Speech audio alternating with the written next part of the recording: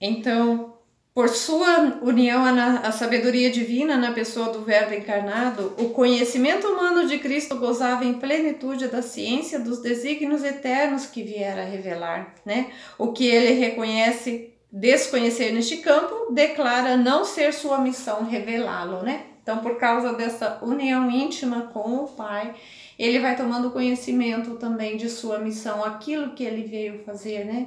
Mesmo tendo a sua natureza divina, ele vai se descobrindo também, e quais os desígnios que ele veio revelar para nós, né? Mas Cristo também tinha uma vontade humana, e vamos ver como que era a vontade humana de Cristo.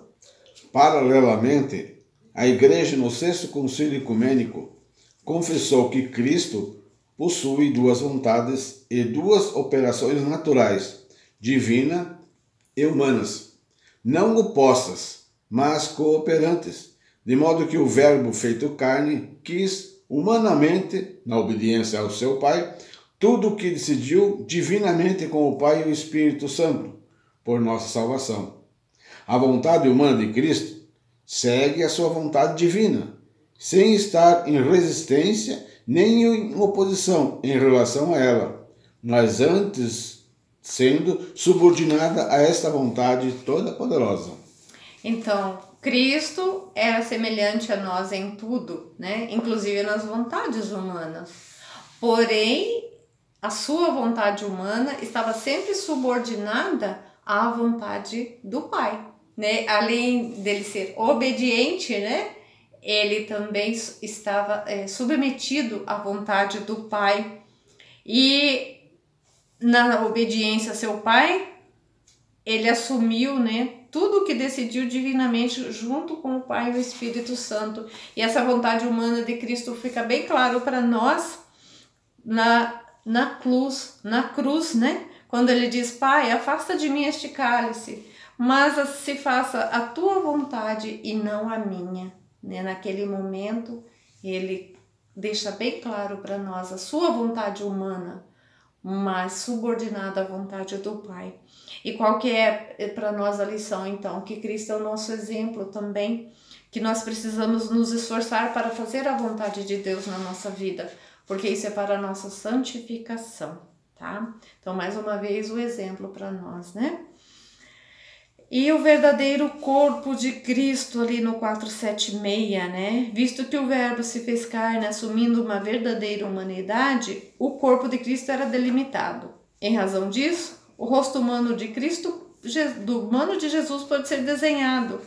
E no Sétimo Concílio Ecumênico, a Igreja reconheceu como legítimo que ele seja representado em imagens sagradas. Ao mesmo tempo, a Igreja sempre reconheceu que no corpo de Jesus, Deus, que por natureza é invisível, se tornou visível aos nossos olhos, né? E Jesus dizia isso para os seus discípulos na carta, aliás, no Evangelho de São João. Quem a mim me vê, vê o Pai. Então, Jesus é o rosto humano de Deus e o rosto invisível de Deus também, né? Este faz os traços do seu corpo humano a ponto de, pintados em uma imagem sagrada, poderem ser venerados, pois o crente que venera a sua imagem venera nela a pessoa que está pintada. E nós então vamos entrar na segunda parte, né, desta nossa formação de hoje, que é a gente conhecer um pouquinho sobre as imagens sagradas, né? Então, a partir ali do parágrafo 477, nós vamos ver sobre a fundamentação para a veneração às imagens. O culto às imagens existe desde o início do cristianismo, e o Jean vai trazer para nós um pouquinho dessa história, onde a gente pode ver já que existiam vestígios deste culto, né, às imagens, já nas catacumbas, né? E ali na página 18 do Catecismo, a gente vai poder dar uma olhada e ver uma imagem desta época ali, uma das primeiras imagens representadas ali. Já deixa eu localizar aqui, ó. na página 18, 19, um fragmento de um afresco das catacumbas de Priscila, em Roma, datada do início do século III, a mais antiga imagem da Santíssima Virgem, então representada já nas catacumbas, né? Nem sempre as imagens foram bem compreendidas, né? O culto às imagens, e é isso que nós vamos ver agora. Então, que o Jean vai trazer um pouquinho dessa história para nós, né? Sobre as imagens, já os primeiros cristãos usavam imagens nos lugares de culto, nos cemitérios e nas catacumbas.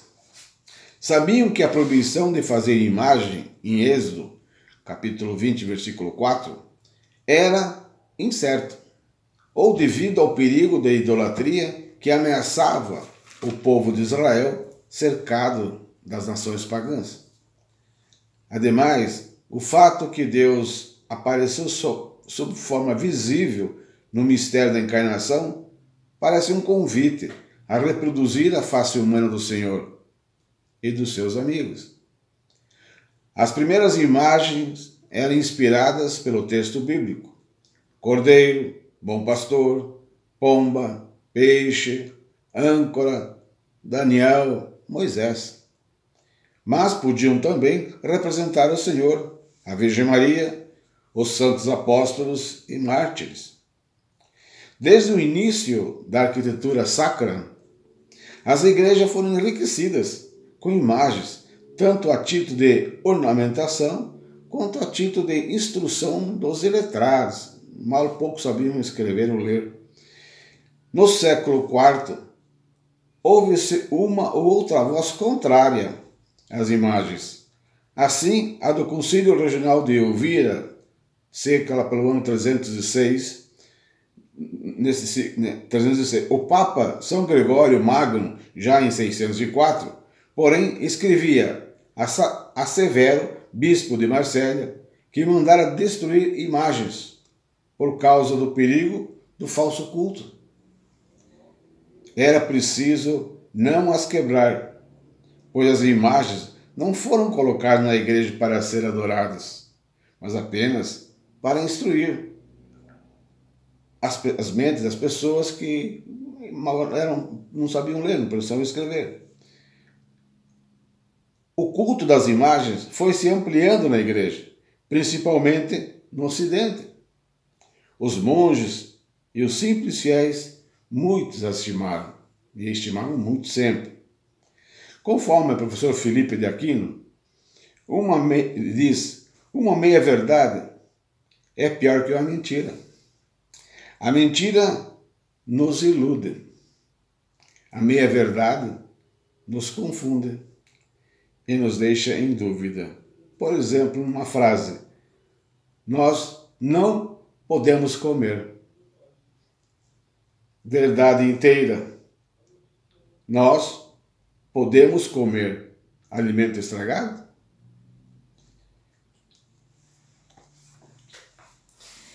Essa frase é para a gente pensar, né? Então ele cita essa questão da meia-verdade, porque nós sempre tivemos um pouquinho de problema principalmente com os nossos irmãos evangélicos, né? Que eles pegam às vezes um versículo, tiram um versículo da Bíblia e tiram esse versículo fora de contexto, né? Para questionar a nossa fé, né? Principalmente em relação ao culto às imagens, né? Por que nós cultuamos imagens? Na realidade, eles dizem para nós que nós somos idólatras porque nós adoramos imagens. Isso não é verdade. E eles usam esse versículo tirado de contexto. Esse é um perigo, até para nós católicos também. Não dá para nós tirarmos um versículo do contexto e trazermos isso. Ele se torna meia-verdade. É isso que o professor Felipe está querendo dizer para nós, né? Que uma meia-verdade é pior que uma mentira inteira. Porque a meia-verdade acaba nos confundindo. E aí como que nós vamos dar razão da nossa fé? Como que nós vamos explicar para um catequizando nosso que venha nos questionar sobre o culto às imagens, né? E aqui, mais uma vez, eu faço uma sugestão, né? de que nós, catequistas, precisamos, o mais urgente possível, nos formar em um curso de introdução à Bíblia, para a gente conhecer a história, de onde foram escritos os textos, por quê, né? Então a gente conhecer o texto, o contexto e o pretexto, para quem ele foi escrito, por que que ele foi escrito, né? E é isso que nós vamos ver, porque os nossos irmãos evangélicos pegam para nós justamente um texto, né, muito conhecido, né, do livro do Êxodo, capítulo 20, versículo 3 e 4 ali, onde Deus nos proíbe de fazer imagens, né? Mas nós vamos ver como que isso se dá. Então você pode ler para mim, Jean, o 3 e o 4 ali. Não terás outros deuses diante de mim. Capítulo 20, versículo 4. Não farás para ti imagem esculpida de nada que se assemelhe ao que existe lá em cima nos céus ou embaixo da terra, ou nas águas que estão debaixo da terra. Não te prostrarás diante... Não, até aí. Versículo 3 e 4. Então esses são os versículos, né, que são muito usados para combater o culto às imagens. Então, Deus proíbe a que o seu povo faça imagem, né? Porém, ele diz, repete para mim ali. Não farás para ti imagem esculpida, de nada que se assemelhe ao que existe lá em cima nos céus, ou embaixo da terra, ou nas águas que estão debaixo da terra. O versículo 3, repete para mim, por favor. Não terás outros deuses diante de mim. Não terás outros deuses, né, diante de mim. Então, Deus proibiu a imagem de ídolos, de um Deus falso. Ele não disse aqui, não farás imagem de mim, não farás imagem de outros deuses diante de mim. Vamos ver o que diz para nós o versículo 5 em diante ali. Não te prostrarás diante desses deuses, e não os servirás, porque eu, Yahvé, teu Deus, sou um Deus ciumento, que pune a iniquidade dos pais sobre os filhos, até a terceira e quarta geração dos que me odeiam, mas que também ajo com amor até a 1000ª geração, para com aqueles que me amam e guardam os meus mandamentos. Então vejam, a meia-verdade. Deus proibiu de fazer imagem. Se nós pararmos aqui, obviamente nós estaríamos cometendo idolatria. O que é a idolatria? Adorar a deuses falsos, né? Porém, Deus proibiu de fazer imagem de ídolos, de deuses falsos. E nós já vamos ver o que é um ídolo, um deus falso daqui a pouquinho, né?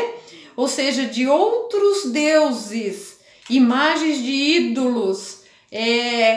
Por exemplo, ali, quando ele diz assim, imagens, volta lá um pouquinho, por favor, de aquilo que está nos céus, que está lá em cima nos céus, ou embaixo da terra, nas águas, né? Então embaixo da água também, né? Isso. Não farás para ti imagem esculpida de nada que se assemelhe ao que existe lá em cima nos céus, ou embaixo da terra, ou nas águas que estão debaixo da terra. Ou seja, de criaturas, né? Ou seres, enfim, de todo o universo, né? Quando ele diz céus aqui, ele está se referindo aos deuses egípcios, como Ra, Ibis, Horus, etc, né? E por que isso? E aí é que entra o contexto, né? Então, primeiro, quando Abraão, se estabelece na terra de Canaã, né? Quando ele obedece a Deus, que Deus diz para ele tomar posse da terra prometida, ele se estabelece ali na região de Canaã. Ali haviam vários povos, e eram povos pagãos e idólatras. Eles tinham vários deuses, né? Adoravam deuses, enfim, eram religiões pagãs. E Abraão era aquele monoteísta, né? Acreditava num único Deus e era fiel a Deus, né? Era tão fiel a Deus e ele tão fiel que ele não questionou quando Deus pede para ele sacrificar Isaac. Por quê? Porque essas outras religiões, eles, para aplacar a ira dos deuses, sacrificavam as crianças, sacrificavam os filhos, né? Era comum sacrificar pessoas, principalmente crianças, né? Que eram crianças inocentes, sacrificadas para aplacar a ira dos deuses. Então ele diz assim, se eles que são pagãos creem nesses ídolos feitos de barro, podem sacrificar, então quanto mais eu que creio num Deus que é o criador de tudo, de todas as coisas, né? Então ele não questiona Deus, ele é obediente a Deus e ele é fiel a Deus e ele vai sacrificar Isaac. Então quando Deus viu que colocou a prova e Abraão se mostrou totalmente fiel a Deus, então Deus envia seu anjo que segura o braço de Abraão e impede ele de cometer o sacrifício de Isaac, né? Então veja, aí é o contexto de por que Abraão vai até a termo o sacrifício de Isaac, né? Não foi a termo porque Deus proibiu, né? E também o povo egípcio, o povo hebreu ficou 400 anos escravo no Egito, né? E ali eles também foram contaminados com essa religião egípcia que criam em vários deuses, né? Criam nos deuses